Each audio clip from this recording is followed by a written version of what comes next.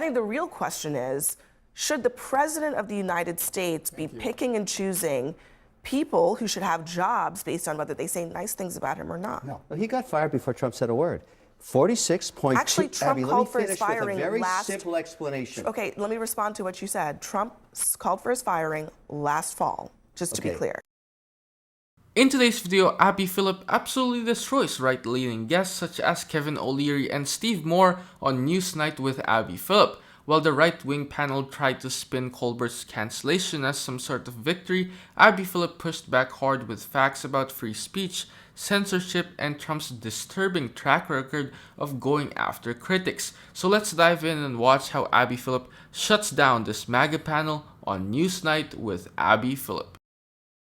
Trump says that forcing people out of their jobs for saying things that you don't agree with is the very definition of totalitarianism. Seems like he might be right about that. Well, first of all, I hate to see Stephen Colbert go because people say I look like him, and that's a great compliment to him. Listen, it's not right wingers who fired Steve Colbert. It was the public who fired him because you know what? His ratings stink. That's not true. Kevin, if your ratings stink, okay, you're up here. Stephen, I got to correct you on that. His ratings do not stink. Here's the thing I would say about this. His ratings do not stink. I grew up in the era of Joan Rivers and Johnny Carson. We used to listen and watch late night TV all the time. You know why?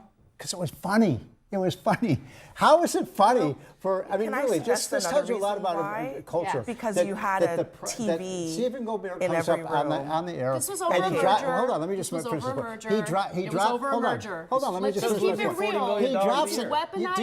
It's weaponizing the antitrust division of our federal government. Yes, yes. What does that have to do with Stephen? In order to get rid of people who are critical of the most thin-skinned president in American history. Do you think it's funny that Steve Colbert says, I don't watch Steve Colbert, but I know what's actually behind his firing. I know what's behind his firing, and I'm not going to buy any of his dumb gaslighting. Because people hang on a second. Hang on a second. Pathetically sensitive. Everybody, hang on 1 second, Kevin. Just give me just a moment. Let me just reset the table here for just a moment, okay? Because if we're going to hang this on ratings, Colbert was the highest rated of the shows in his time slot. So that there's that. But secondly, I don't care if you don't think he's funny. Right. There are plenty of people I don't think are funny. I think the real question is, should the President of the United States be picking and choosing people who should have jobs based on whether they say nice things about him or not? No. Well, he got fired before Trump said a word. 46.2. Actually, Trump called for his firing with a very last. simple explanation. Okay, let me respond to what you said. Trump called for his firing last fall. Just to be clear. Let's talk about what actually happened. $46.2 million in losses on a franchise that's 40 years old. It's old, it's dead, and unfortunately for all of the category, people are geometrically not watching late night TV anymore. Here's the problem for Colbert. His contract is a payout contract through a transaction where there's a change of control.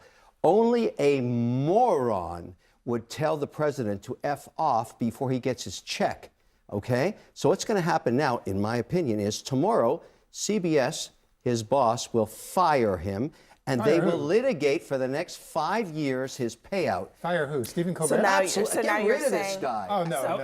So now you're saying they're really going to fire him for saying mean things about the president? I want to go back to something. He will never get his check.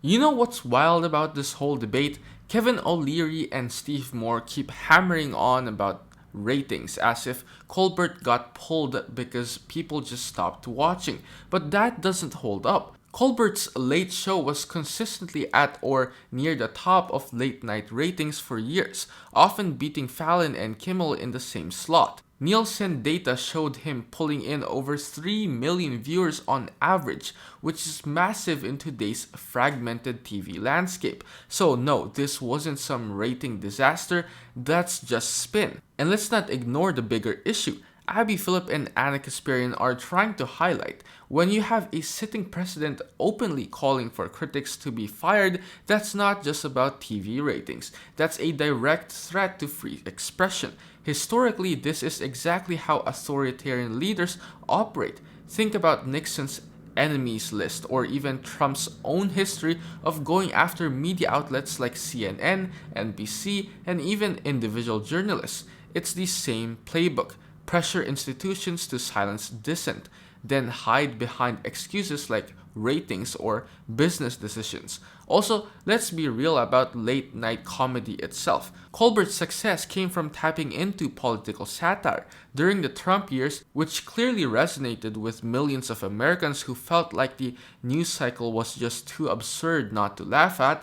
And studies show that satire actually plays an important role in democracy. It gets younger viewers engaged in politics when traditional news fails to do so. That's why canceling a show like this, especially when Trump has been gunning for Colbert personally, raises serious red flags. To something Kevin just said, I buy media for campaigns around the country, for Senate races, for House races, for governor's races.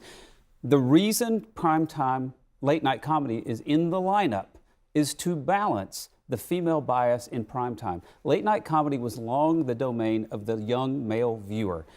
That made it the most Republican day part in advertising. But since Stephen Colbert and Jimmy Fallon, Jimmy Kimmel have killed it, it is now the bluest part of primetime nighttime television. They have completely failed their one mission, which was to keep a broad audience, and especially of younger men. Late night TV's become blue. That's not their job. I hate to tell you this, but people, and I know I'm on TV right now, but people aren't watching TV as much anymore these days.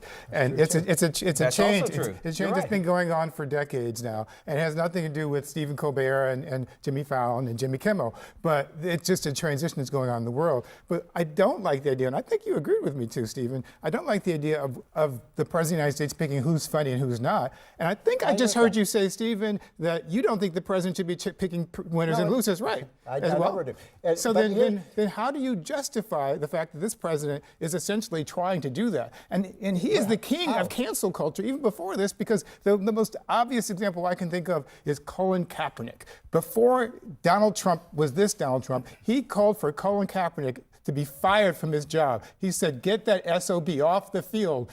And that's what happened. And Colin Kaepernick was blackballed from the San Francisco 49ers and from the NFL because of Donald Trump. That's cancel culture. So there is one late night comedian who's really hot right now, and that's Bill Maher. And Bill Maher is funny. I mean, he takes shots at everybody. I think one of the problems what's evolved... Yeah, but he's not on... He's not on a network, but he's on on broadcast HBO. network. He's got great ratings. He's very funny. He takes shots at everybody. I think the reason people stop it is watching... it's supposed to be broader. Network TV is supposed to be something that everyone can network watch. TV is dying. What really jumps out here is how the right keeps framing late night TV as if it failed some mission to appeal to Republicans. But that's not what comedy or media, for that matter, is supposed to do. The job isn't to prop up partisan balance, it's to connect with audiences. And Colbert, Kimmel, and Fallon did connect, especially with younger audiences who were already ditching traditional cable.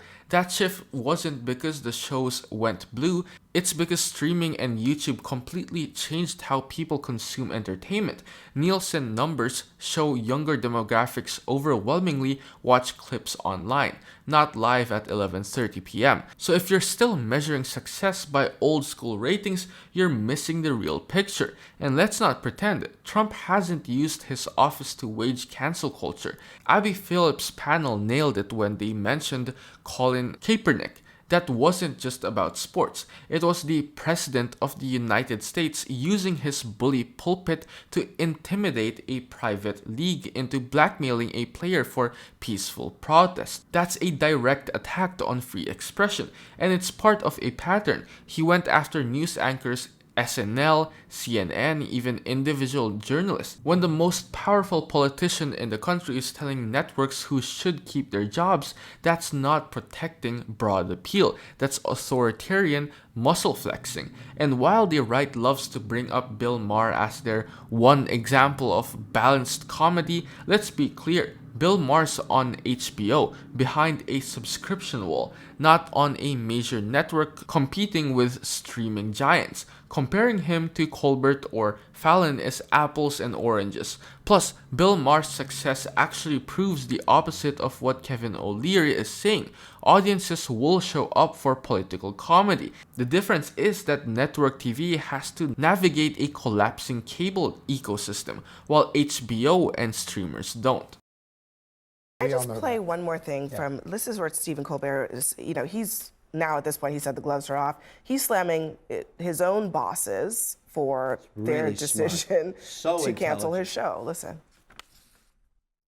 How could it purely be a financial decision if The Late Show is #1 in ratings? Over the weekend, somebody at CBS followed up their gracious press release with a gracious anonymous leak saying they pulled the plug on our show because of losses pegged between $40 million and $50 million a year. $40 million's a big number. I could see us losing $24 million, but where would Paramount have possibly spent the other $16 million? Oh, yeah.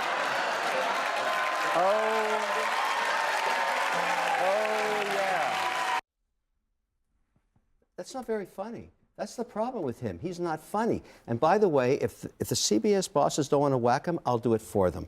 I'd fire that guy in 4 seconds if I were running the show there. Gone. And then let him litigate for his cash. If he's worth 20, 30, 40, let him wait 12 years through litigation and hire his own lawyers. That guy is dumb. Do you know where Stephen Colbert it is interesting that Paramount that like Trump would fire him or want him fired because he's critical of Trump. He just insulted his bosses. Like, what is this guy? Well, he does have power. Whack him. In America. He does have power. He does have power in this equation because he knows that he is the public face of this network. Nobody 50% of the Nobody public. knows who runs CBS. Okay, no one knows. But do. everybody. Right. But everybody knows Stephen Colbert. And I do think that he's exercising a certain degree of power here by basically saying, I know that this audience is on my side. He's saying what he thinks. He's playing the victim. And That's the what fact Trump is, does. He is a victim of Trump's thin-skinned behavior. Like, he is a victim of that. Well, wait a minute. Stephen Colbert came to prominence in 2006 when he went to the White House Correspondents' Dinner and he trashed George Bush to his face and broke protocol for what the comedians are supposed to do at that event. This is just him repeating the same trick over and over. If you don't like it, don't watch it. Great. Well, he's going to find out exactly how many people want to watch it, but it'll be at a much lower salary. Okay, that's fine. But you know what? The point is, the bigger point is that whatever CBS does, I don't agree with their decision, by the way, and I do know who the president of CBS is, but I do think that the president of the United States should butt out of this. And the reason why I wanted to bring this back to you is because Steve and I used to work together on CNBC. And the one thing you used to always say is that the president, back when Obama was the president, should never pick winners and losers. But this guy does nothing but pick winners and losers. I want you to stand up to him the way you stood up to Obama. Trump was responding to after he was fired, but Trump isn't the one who got him fired. Okay, all right. And as I said, Trump called for this firing many months ago. What blows my mind here is how the right keeps pretending this is just a business decision while completely ignoring the obvious. Stephen Colbert was #1 in ratings. That alone makes the CBS loses excuse shaky at best. Let's be real, late night network TV as a whole has been shrinking for years because of streaming, TikTok, and YouTube.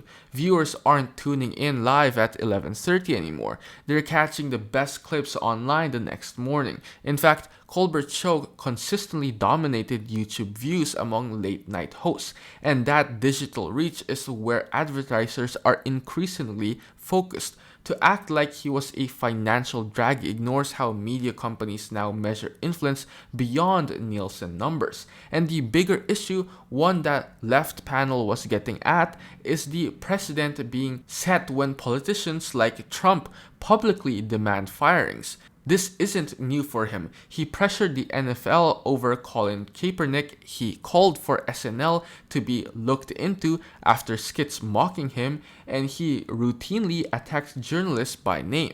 That's not free market forces. That's the President of the United States using his platform to chill speech. Imagine if Obama had gone on TV demanding Fox News cancel Sean Hannity. Conservatives would have called it tyranny on the spot. Also, the claim that Colbert isn't funny is completely subjective, but let's not ignore the facts. Colbert's monologues became some of the most shared political comedy segments of the Trump era, racking up tens of millions of views online. He was doing exactly what late night has always done: commentary and satire on politics. Johnny Carson went after Nixon, Letterman went after Bush, and Leno made Clinton jokes nightly. The only difference is Trump couldn't take it, and his allies are now trying to rewrite the rules of comedy to protect him. Pause. Are you getting tired of getting half the story from biased news sources?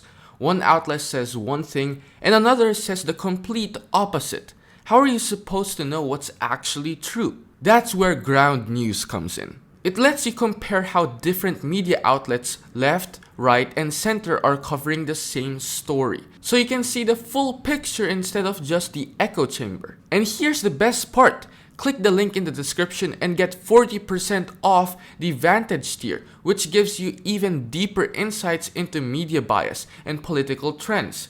Stay informed, think for yourself, and check out Ground News in the description down below.